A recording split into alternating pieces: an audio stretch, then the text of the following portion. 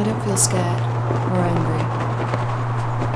I don't feel anything at all. I've faced my biggest fears and I've conquered them all. What else is there to be afraid of? Burnhouse Lane is a side-scrolling horror adventure game about a woman named Angie, who after being diagnosed with terminal cancer, is sucked into the strange world of Burnhouse Lane. The game is available on Nintendo Switch, Steam, Xbox, and PlayStation consoles.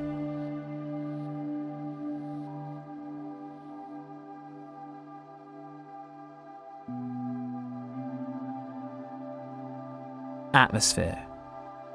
The game starts off, sadly, with a failed suicide, and this sets the tone for the future. A large, unavoidable monster hangs over the game and looks down on the experience you're having. Angie is dying. A sense of impending doom mounts steadily throughout the experience from the very start, thanks to the premise of the game, with even things like saving the game requiring Angie to have a cigarette, the very thing that's killing her.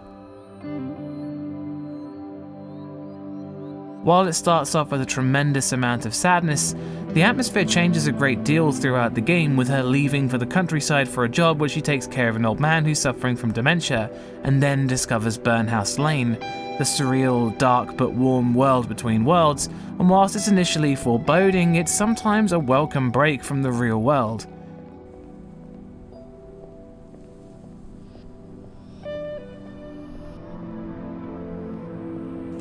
Burnhouse Lane does an immaculate job with presenting both despair and spectacle in even amounts, and it drags you into the scene of a grisly murder, or asks you to explore the house of a kidnapper, and so many different scenarios take place that it's hard to cover them all. But the pervading feeling throughout the game, even in its darkest moments, is hope, with the gritty real world giving way to the surreal and almost fairy tale land of Burnhouse Lane, where Angie rides again, pushing past the limitations of her life and the world as she soars above it all, reaching places she never reached in real life. Not living again, but living for the first time. The framing of the game makes so many moments feel more impactful, and the atmosphere jumps back and forth between the harrowing truth and the beautiful beyond.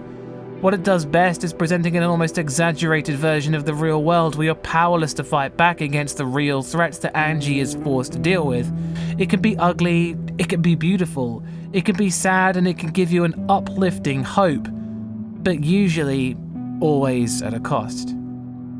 That's one Harry Mason.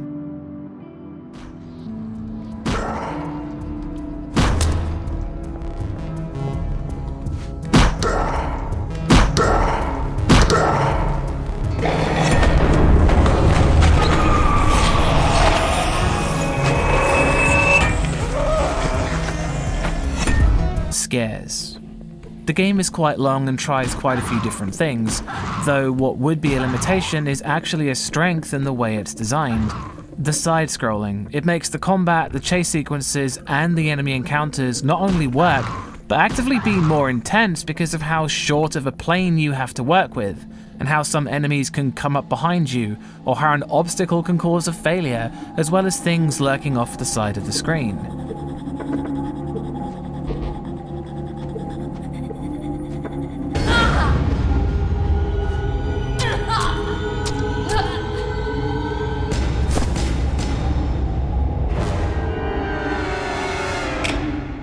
The combat is very rigid and clunky and makes fighting back a last resort, and many times the game will only give you the minimum required ammunition to get the job done, leaving little room for failure. The rest of the scares really come from its themes. The idea of terminal lung cancer is frightening, and there's a weight over your head as you play that comes from the investment in the characters. You don't want Angie to die, and the game's dialogue choices feel very heavy. Choosing the wrong thing feels far more impactful and, dare I say, almost frightening to your character's future. Most of the other concepts the game presents are also just unthinkable or harrowing, from an unnerving plethora of nasty things from blood siphoning and people trapped in mummified corpses.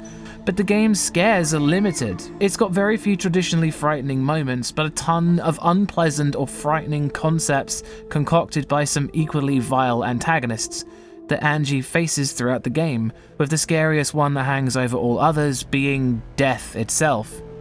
Your mileage may vary on how you feel about the subjects the game brings up, but to its credit, It brings up a lot. That's 2 Harry Masons.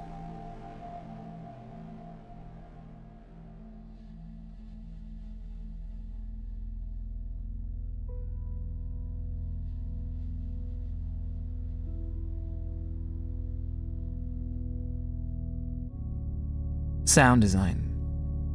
The sound design and presentation does a lot of carrying throughout the story's darkest and saddest moments, with somber pianos and emotive guitar playing that really feels perfectly matched for every scenario the game brings up.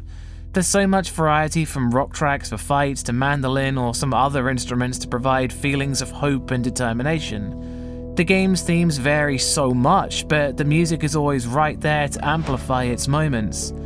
The sound effects and general ambiance do a great job of conveying the environments, from the immersive sound of animals and birds in the forests to the sickening slurping and slushing of the kebab shop.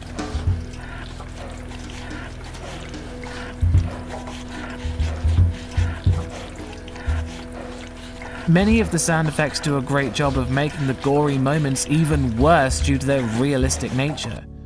The voice acting is pretty good, but does have some moments of disconnect where the feelings portrayed in the voices don't always match up with the feeling of the dialogue. But it's not a huge complaint. There's a lot of dialogue in the game, and some characters are voiced very passionately and others just aren't. How long have you been here, Murphy? I don't know. The day and night cycle doesn't exist aboard this ship, but it feels like a very long time. Well, I'm not gonna die like this. Give me a moment to think. I admire your willpower, darling. But I've tried everything. We are gonna die here. No, I should have never set my foot aboard this ship in the first place. But you know what they say. Curiosity killed the cat. Some characters are a bit wooden, though Angie herself really does come across as despondent, which makes sense. It's like she's already given up, and she's often sad to hear her thoughts on the situation. There's directional audio that plays a part in the game once or twice, but in a side-scrolling game it's easy to implement and works well. Really, the overall sound design is really good, with only the voice acting stopping it from being great. That's 3 Harry Masons.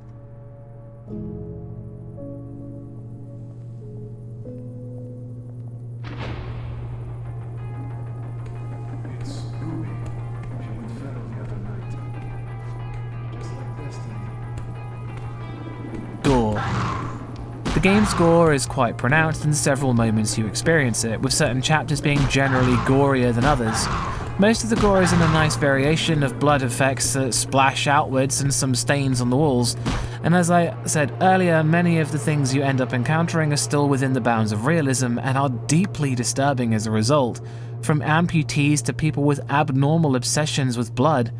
The game's graphics presents things in a really surreal and disturbing way that makes the gory moments stylized in a way that's dreamlike and odd. The gore is deeply unpleasant, and the implications of it are often worse. That's 4 Harry Masons.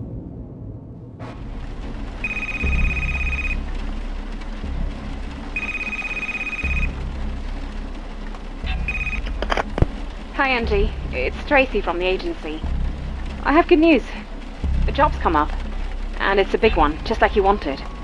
It's a long drive, southwest, right in the middle of bloody nowhere, but it's just one elderly gentleman living on a farm. Early dementia symptoms, so it's all pretty standard. You'll need to do some light cooking, but nothing too crazy. You know the drill. His regular carer's off sick, and they need someone to keep an eye on the poor chap until she gets back. I'd go myself. It sounds like a lovely holiday in the country, but, you know, kids, and I'm stuck in the office, as always. But you'll love it there, I'm sure you will. Angie? I can't. Something's come up. I'm sorry.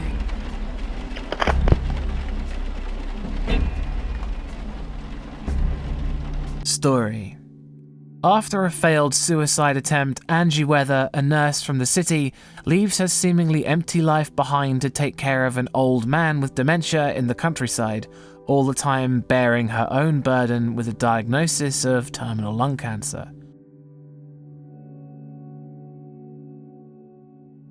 The game's story is by far its best aspect, with so many moments of triumph and defeat, impossible odds and choices you've made coming back to haunt you or help you. Burnhouse Lane itself acts as this dreamlike escape from the problems of the real world, where many situations seem far more dangerous, housing things like murderous urban legends and horrible monsters. But time and time again it reduces them to just people. The fantastical monsters of Burnhouse Lane somehow rarely compare to the seeming abnormally cruel real world. And the personal tales of the people you meet can be realistic or deeply surreal, with some heart-wrenching moments of anguish after so much hope, but also some stories that are beyond disturbing, and you learn that some are trapped in a loop, their inability to change acting as a noose around their own neck. The game subverts expectations a great deal, with it feeling like a magical ride into the unexpected.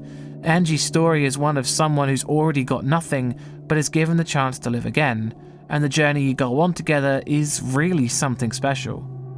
Making the final score 5 out of 5 Harry Masons. This is easily one of the best games I've played for the channel. It's not exactly terrifying, but it's a story that kept me coming back to it over and over because of its weird design choices and brilliant story writing. Again, I'd like to remind you the whole thing is down to my opinion in horror games, and if you don't share this opinion, then that's cool, I get it. I'd like to point out that whilst I was really tested whilst trying to save Angie, I did not give up and advise you don't either. There will be more horror reviews in the pipeline, and thanks for watching. And always go check out Bumps in the middle of the night. Peace.